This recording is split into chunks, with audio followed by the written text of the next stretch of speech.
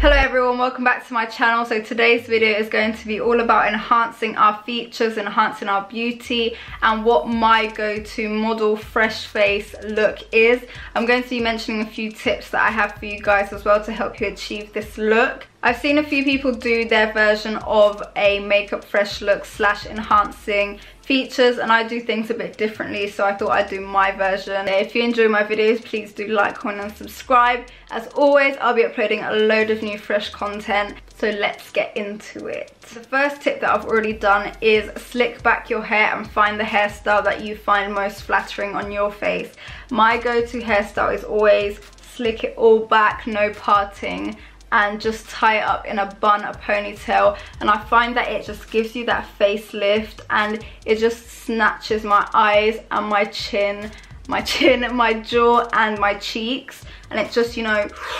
My second tip is to always prioritize skincare over makeup. With these looks, the focus is always on the skin. The moisturizer I'm using today is the Ginseng Origins Oil-Free Gel Moisturizer. This one's perfect right now because my T-zone is a bit oily. Never forget sunscreen, because especially as I'm not going to be wearing foundation, I don't want my skin to get any more damage from the sun or any pollution. I'm using the Ren Screen Mineral SPF. Third tip is to color match correctly with the skin tone on your face and not your body, because I'm only going to be concealing the spots and the scars and all of that stuff. I want it to match my skin tone on my face and not my neck. My neck is a different colour to my face, but I'm going to ignore that for now and for today, to be honest, because I'm not concerned about that. I'm just concerned about covering the spots. My all-time favourite concealer is the NARS Radiant Creamy Concealer. I think I've used it in every video that I've posted on YouTube so far. It's just so easy to blend, it's so beautiful, and the colour matches on me are just perfect. I have the shades Custard and Café con Leche, and I use Custard mostly. This one is a bit too light, the Café con Leche, so I think I'm going to use that. Probably not anywhere, but I'm gonna take Custard, which is my perfect shade match. A tool that you guys need for your concealer so it looks effortless and it looks like skin is this Morphe M510 brush. It just blends, I think it's an eyeshadow brush, but it just blends my concealer so softly into my skin. It just doesn't look like concealer. So if you take anything from this video, please take away this brush. So going to take some and put it on the back of my hand so I don't have too much. I've zoomed you guys in so you can see the coverage. I just do this. You can see it's already covering. I think the reason why this brush is so good at blending concealer and stuff is because the bristles are all different lengths, so it all just works at different times and different amounts of concealer. And you can see, look, my scars are gone. Like, when I tell you this brush is the best brush, it's one of my favorite brushes. This is why, because where are the scars? Now the other side of my face, I'm just going to show you again with the brush and the concealer how well they work together. These ones are a bit darker, so they're going to need a little bit more, and I just like to flick it. My hand is just at the end of the brush, very lightly like this, just flick motions, and just lightly apply. Because I'm trying to get a lifted eye look, I do it here. I apply my concealer here, just on the inner corner because it's quite dark, and then I just extend it. Still controlling where the concealer goes, I pat the concealer so that it doesn't, you know, spread anywhere that I don't want it to spread, because there isn't a foundation that it can blend into. It's just pure skin, so I try to have as much control as I can.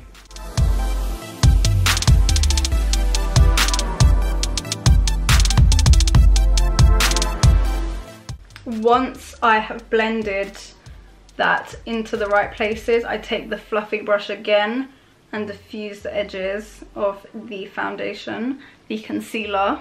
The next tip is your eyebrows. The way I manipulate my eyebrows is I grab a soap or a clear brow gel, not tinted, because I want to use my natural hairs on my eyebrows first before I go in with any product. I start to brush my eyebrows up, kind of following where they naturally fall. And what I do is I begin to tidy them up a bit, not too much because I still want them to look raised. You take the finest brow pencil you have. I'm using the Makeup Revolution one in the shade, I think, soft brown. And I just lightly.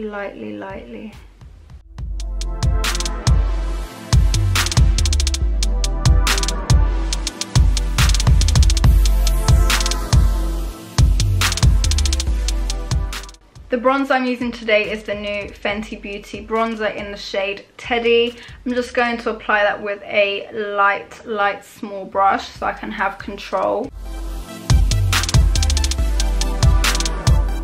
And then I take a darker bronzer. I'm using Macchiato one of the cream Fenty Beauties, and I just apply this just on the outer crease just to deepen it up a bit. And then the final eye step is I'm going to take the same brow pencil. It's all about using the same products in different ways so there's harmony on your face. And I'm going to put it right here and create a little winged liner. And I'm going to follow the bottom lash line upwards.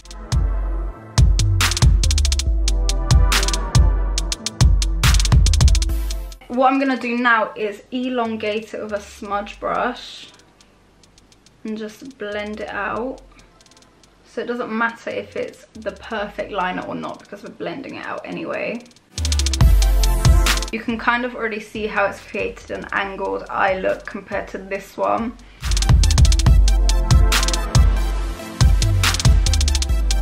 I'm going to apply the mascara just on the outer lashes, just so those are longer and they just give me that cat eye look without applying falsies.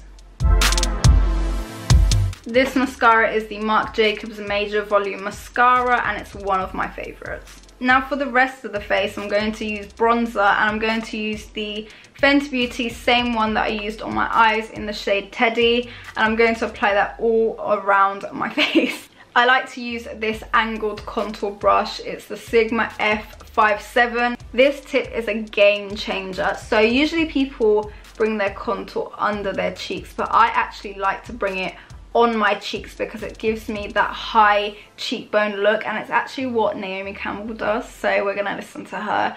So I'm gonna take it here and blend it out. Oh, that is strong, but it's gonna blend out nicely. Basically, I'm applying the bronzer where I would apply the blush.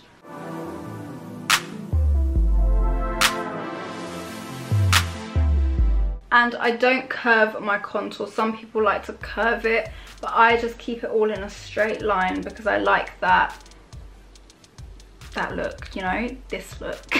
Make sure to blend out any lines because we don't want to look ridiculous. So this is with the bronzer. It just looks like I've had work done. It looks so chiseled and it just doesn't look real. I actually tend to use my bronzer as contour, which is wrong, but I just don't like ashy colours on my face. So I just use bronzer instead. To make my lips look juicier and just, I like to bring a bit of the bronzer under here. You can see here. And then blend it out in my mouth's natural state, so just relax. So just gives a nice shadow look and makes your lips look bigger, more plump without the surgery and the Botox. So that was another tip thrown at you. In model makeup, brush is a big deal because it just looks healthy and, you know, it gives you that innocent look, and it's way bigger of a deal than bronzer, but I like bronzer. But blush is slowly getting to the same level as bronzer, so we're gonna go ham with this. We're gonna go ham so we look dewy and healthy and young and youthful and innocent. And I'm gonna take the new Fenty Beauty cream blush in Petal Poppin'. I might layer some of the blushes because they're genuinely so pretty.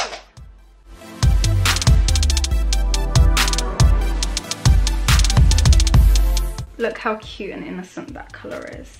It's just like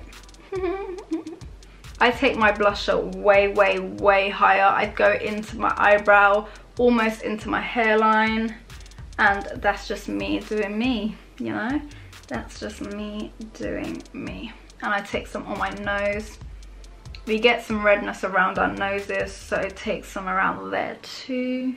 This orange shade is a bit of a vibe too, and it's got a little bit of highlighting, so that might save us from actually having to use highlight. So I'm going to take Fuego Flush as well and apply it just over the pink one slightly, kind of where the highlight would be. For lips, we're going to try and stay as close to our natural lip shade as possible. So we're not going to use a lipstick or a lip gloss. We're going to use a tinted lip balm. The ones I enjoy the most are the NARS Afterglow lip balms. They come in all these different types of shades. They even have a dark one, which is really nice actually. But I'm not going to use that. Just looking at them from the packaging, I think that... Ooh, I think that this one is the closest. The Dolce Vita one, I actually like the lipstick version of that, so I think it'll be good. Even the lip balm can be a bit much sometimes, so I'm going to dab it on instead of applying it normally and just blending it with my fingers if necessary. These lip balms are very hydrating, and they have a bit of a shine and glitter to it, so it looks extra juicy. Now, a lot of people might scream when they hear me say this, but I'm not going to set my face. The reason why I'm not going to set my face and why I didn't apply a primer is, one, because I don't wear foundation, and two, this is a natural look. So if the makeup starts slipping and sliding on your face, that's okay, because we don't want to look perfect. If my bronzer decides to come a little bit down or a little bit up into my cheeks, that's fine. I'm okay with that personally. So this is the final look. I hope you guys took on some tips and you try them out. Do tag me on Instagram and show me your recreations. I love to see them, and I love to share them with other people so other people can follow them. So I'll insert my tag on screen somewhere. Thank you guys for watching this video, and I hope you enjoyed it. I'll see you again next week. Bye.